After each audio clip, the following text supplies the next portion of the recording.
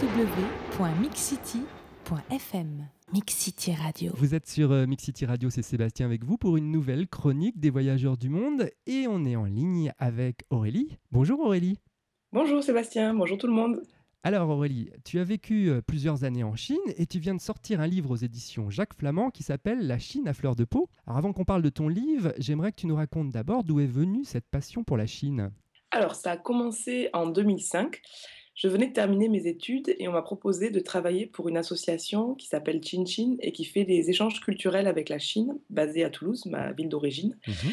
Alors je connaissais rien à la Chine ni aux Chinois et je me suis dit pourquoi pas, c'est une super belle occasion. Mais d'abord, j'apprends le chinois et puis je pars une fois en Chine pour voir comment ça se passe. Donc j'ai fait ça pendant ma dernière année d'études. Je me suis mise au chinois et je suis partie en Chine pendant mon stage. Et ça m'a plu, donc ça a commencé comme ça. J'ai travaillé pendant 2 ans dans cette association. Je suis partie en Chine 4 fois pendant ces 2 ans et pour travailler, donc pour organiser des événements culturels à Pékin et pour voyager en même temps. Et vraiment, ça a été pas un coup de foudre dans le sens passionnel, mais vraiment une grosse curiosité, une grosse envie de comprendre. Et puis à chaque fois que j'y allais, j'avais encore plus à découvrir et encore plus à comprendre à mon retour. Quelle a été ta première impression quand tu es arrivé la première fois en Chine ? Tu dis que ça n'a pas été forcément le coup de foudre, c'est venu progressivement ? En fait, ça m'a surtout déstabilisée. Et bon, le truc que je dis parfois et qui est un peu bateau, mais qui est tellement vrai, c'est qu'il y a plein de Chinois et qui paraissent un peu tous pareils, qu'on ne comprend pas vraiment ce qu'on voit. Et dès que tu poses le pied là-bas, c'est tout le monde te saute dessus pour te proposer un taxi. Tu as plein de gens qui te regardent et tu n'as aucun repère visuel. Même à l'aéroport, tu es très déstabilisé. Et après, donc, tu as enchaîné les différents voyages pour y vivre, je crois, 2 ans, c'est ça ? Ouais, en fait, donc j'ai voyagé entre 2005 et 2007. Après, j'ai travaillé à Paris pendant 2 ans, encore avec la Chine, mais j'ai pas eu l'occasion de repartir. Donc, ça m'a mené jusqu'à début 2009. Et donc, j'ai tiré mon conjoint littéralement en Chine. Lui a trouvé du travail et moi, j'en ai trouvé sur place. Et là, on y a vécu de juin 2009 à 2011, au printemps 2011. Quand on va sur Internet, on voit que tu as écrit un blog. Exactement. En fait, j'ai commencé mon blog en mars 2009. À l'époque, il s'appelait Vue de Chine, puisque je parlais surtout de la Chine. Lors de mes tout premiers voyages, donc en 2005, j'ai très vite ressenti le besoin de partager ce que je vivais et puis de témoigner et en même temps de garder une trace parce que je savais que mes impressions allaient évoluer. Et là, j'ai compilé tous mes récits de voyage qui étaient donc sous forme d'email. Et ça a été la première base de mon blog. Alors, 2 voire 3 ans après sort un livre. Comment on en arrive justement de l'écriture d'un blog à l'écriture d'un livre ? Alors dans mon cas, on est chanceuse puisqu'en fait, c'est un éditeur qui est venu vers moi. Et en fait, en août 2011, donc je suis rentrée en France en juillet, donc un mois plus tard, j'ai eu un mail de Jacques Flamand, donc l'éditeur, dans ma boîte aux mails. Je l'ai appelé et là, il m'a expliqué que c'était lui en fait qui avait choisi mon blog parce qu'il aimait bien ce que je faisais et qui voulait en effet publier un livre à partir de mes récits de voyage. C'est une belle histoire quand même d'être contacté par un éditeur pour pouvoir écrire un livre à partir de son blog. Ton livre s'appelle La Chine à fleur de peau. Qu'est-ce qui rend ce pays si à fleur de peau ? Parce que c'est vraiment un ressenti et parce que c'est très très difficile justement d'avoir un point de vue général sur la Chine et que du coup j'ai pris le parti d'avoir un point de vue purement subjectif. Justement, tu as écrit à propos de la Chine, c'est un pays qui interpelle, interroge, excède parfois, mais laisse rarement indifférent. Alors c'est vrai que, comme tu le disais, on parle beaucoup de la Chine dans les médias, notamment d'un point de vue politique. Quel regard tu portes aujourd'hui sur la Chine ? Il y a des choses que j'aime pas et il y a des choses que j'aime beaucoup. Ce que j'aime pas, c'est le gouvernement, bien sûr, le côté qui laisse pas la parole et qui va seulement dans une direction et qu'on n'a rien à dire, le côté bien sûr qui fait souffrir les gens. Donc ça, j'aime pas du tout. Ça paraît très bené dit comme ça, mais bon, toujours pareil, c'est mon ressenti. La manière dont les gens ne se posent pas de questions, c'est-à-dire que ce qui est un peu difficile quand on vit en Chine au quotidien et qu'on peut peut-être sentir aussi à un premier abord, c'est que les Chinois n'ont pas beaucoup d'esprit critique. C'est-à-dire qu'ils ne remettent pas en cause l'ordre établi. C'est un peu l'impression qu'on a. Et ça s'explique en fait très facilement, c'est qu'ils n'ont pas cette éducation-là. C'est-à-dire que nous, quand on est au CP, on nous apprend à lever la main pour poser des questions en classe. Bah, eux, jusqu'à la terminale, on les apprend à répéter et à donner ce que dira le professeur.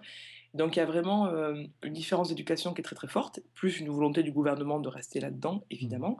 Après, dans les choses positives et qui découlent directement de ça, il y a que si on prend un petit peu le temps, donc il faut parler chinois parce que c'est plus difficile autrement de rencontrer les gens. J'ai eu une collègue, enfin quelques collègues avec qui je m'entendais très très bien. C'était 4 collègues chinois Et on a eu des discussions juste hallucinantes parce que finalement, je crois que j'étais la première personne de toute leur vie, donc elles avaient 30 ans, à leur dire bah, tu peux remettre les choses en question et tu peux te poser des questions par toi-même et tu peux faire les choses différemment. Et donc ça, j'adore. Mmh. Après, ce que j'aime beaucoup en Chine aussi, bah, c'est le fait que le pays est immense, que c'est l'échelle d'un continent, que tu peux voyager énormément, voir plein de paysages différents, que tu as vraiment plein de choses très très très très variées, de la ville beaucoup plus moderne, peut-être même que New York. Madame, monsieur, nous vous rappelons que ce vol est non fumeur et vous informons que l'utilisation... www.mixcity.fm Mix City Radio. Est-ce qu'il y a des différences au sein des villes, par exemple, des campagnes, des différentes régions de Chine?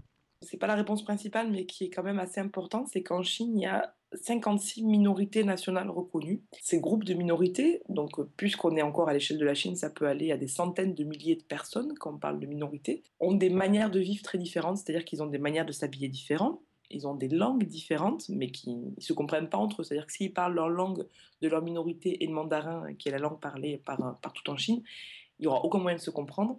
Ensuite, évidemment, entre la vie à la campagne et la vie dans les villes, ça n'a rien à voir. Dans les grandes villes de Chine, il y a ce qu'on appelle des Mingong.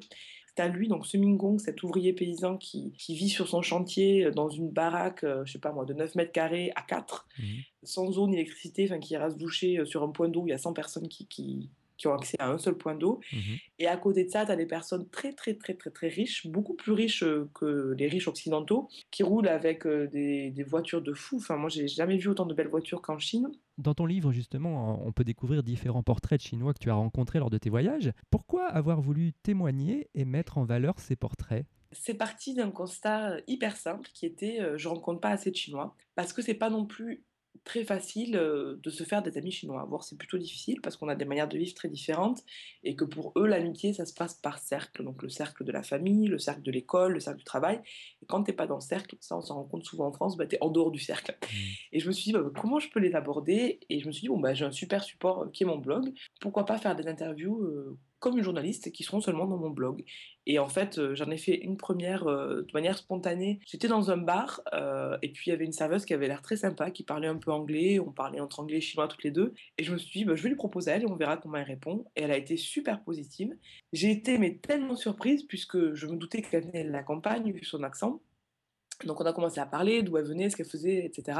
Et là, dans la discussion, elle m'a raconté qu'elle avait des contacts avec le gouvernement d'une des provinces dans lesquelles elle travaillait avant. Et là, elle a commencé à être très critique, mais un truc de fou que j'avais jamais entendu de la bouche de la bouche d'un Chinois, du moins d'un premier abord. Et l'échange a été vraiment, vraiment, vraiment intéressant. Et du coup, j'ai continué à faire des interviews comme ça. J'en ai fait une quinzaine. L'interview qui a été pour moi la plus forte et du coup je termine mon livre avec puisque ça a été c'est pas qu'il lui est dédié le livre mais s'il y avait une seule chose à retenir ça serait ça, c'est l'interview de ma femme de ménage et là ça a été waouh, tu prends la vie d'une personne très très modeste dans ta face et ça te fait vraiment relativiser beaucoup de choses puisque elle faisait partie justement de ces ouvriers enfin de ces paysans ouvriers, donc elle n'était pas ouvrière mais paysan, femme de ménage du coup. Elle venait d'une campagne à 5 heures de Shanghai à peu près, ou bah, peut-être 10 heures de route de Shanghai. Et elle a bossé toute sa vie, elle est arrivée, elle avait 17 ans, et elle m'a raconté que les premières années, elle se levait à 3 heures du matin, je crois, 2 ou 3 heures du matin, qu'elle bossait toute la journée jusqu'à minuit le soir, qu'elle vivait dans 10 mètres carrés. Et puis à la fin, la question que je posais souvent aux gens, c'était qu'est-ce que vous diriez à des Français qui liront mon blog ou qui liront cet article et qui ne connaissent pas la Chine? Et elle, donc ma femme de ménage, mon Aïe, elle m'a répondu merci. Parce que moi, je lis pas, je suis pas très cultivée, j'ai pas l'occasion de voir les choses, mais je tenais vraiment à vous dire merci parce que vous vous intéressez à moi et c'est bien. Enfin, Très belle rencontre. Alors, il y a un proverbe chinois qui dit justement, il est plus facile de devenir ami au hasard d'une rencontre que de le rester dans la vie. Qu'est-ce que tu en penses? j'ai vraiment eu des rencontres juste incroyables. Et en effet, je sais pas si elles dureront toute une vie. Et je sais même pas si des fois ça vaut la peine de les faire durer dans la longueur. Par contre, ce qui est sûr, c'est que si ces personnes, je les revois, ce sera comme si on s'était quitté la veille. www.mixcity.fm Mix City Radio. On va revenir un petit peu sur l'aspect du territoire de la Chine et peut-être un peu l'aspect du tourisme pour nos auditeurs. Quels endroits t'ont vraiment marqué en Chine et que tu conseillerais d'aller voir absolument? très sincèrement beaucoup. Il y a Pékin et Shanghai, parce que c'est vraiment difficile de comprendre la Chine sans y passer. Et en plus, parce que déjà, elles sont très différentes. Donc Pékin, c'est plutôt la traditionnelle, qui, même si elle a beaucoup évolué, que beaucoup de patrimoine a été détruit, conserve encore le visage comme on imagine la Chine, avec les toits pointus, les lanternes rouges, les petites ruelles, etc. Et puis Shanghai, parce que Shanghai, la trépidante, Shanghai de 40 millions d'habitants avec la banlieue, et Shanghai qui ne cesse de vivre, de pulser, et que vraiment, si on a vu la Chine et qu'on n'a pas vu Shanghai, c'est dommage parce que c'est Mmh. vraiment la Chine d'aujourd'hui, de demain et d'après-demain. Après, les campagnes forcément, et il y en a tellement.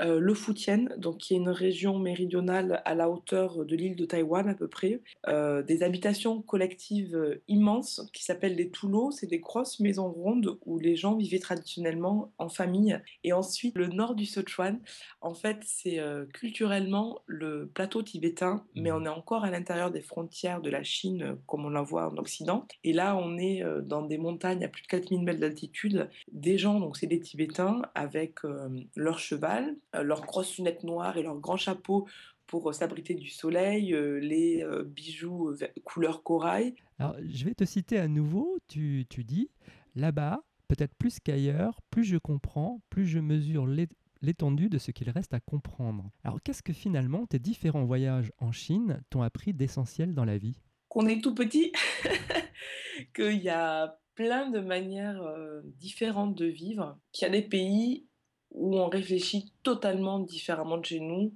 où on pense différemment de chez nous et où on peut avoir aucun repère intellectuel, visuel, culturel, quel qu'il soit. Ça m'a surtout appris à être humble et à me remettre sans arrêt en question. Et c'est vraiment pour ça que j'ai écrit cette phrase. Alors, tu peux nous rappeler d'ailleurs l'adresse du site, c'est curieusvoyageuse.com, c'est ça? Exactement. Initialement, c'était Vue de Chine et depuis que je suis rentrée en France, c'est devenu curieusvoyageuse.com. Alors, qu'est-ce qu'on peut trouver justement sur ton blog, outre les articles sur la Chine? Je continue à parler de ce qui m'entoure avec un œil voyageur, donc je parle de Paris. Et puis je parle également de quelque chose qui me tient particulièrement à cœur, c'est le retour en France, comment ça se passe, puisque je pense qu'il faut savoir revenir. Et du coup, j'aime pas trop l'idée qui est de cracher sur la France dès qu'on revient, et de dire qu'on est morose et que c'est horrible, etc. Et si j'ai un message à passer aux personnes qui écouteront cette interview, c'est vraiment, c'est génial de voyager, c'est même assez facile parce que finalement c'est toujours nouveau, mais je pense que c'est encore plus génial de savoir revenir et ouais, de juste savoir revenir et de savoir être bien où qu'on soit. Merci de ton témoignage, Aurélie. Tu as de nouveaux projets de voyage? J'ai mon billet qui est pris pour Stockholm pour Pâques, donc dans le mode je vois toutes les capitales européennes, donc je repars à Stockholm en avril. Merci beaucoup, Aurélie, pour ton témoignage. C'était très intéressant et je pense que ça a permis aux auditeurs de découvrir d'une nouvelle façon la Chine avec ton regard. Et je rappelle évidemment la référence de ton livre. Donc mon livre, c'est La Chine à fleur de peau aux éditions Jacques Flamand. Et puis mon blog, c'est curieusvoyageuse.com.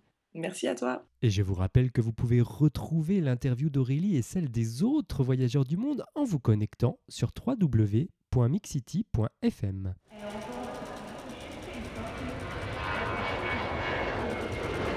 www.mixcity.fm. Mix City Radio.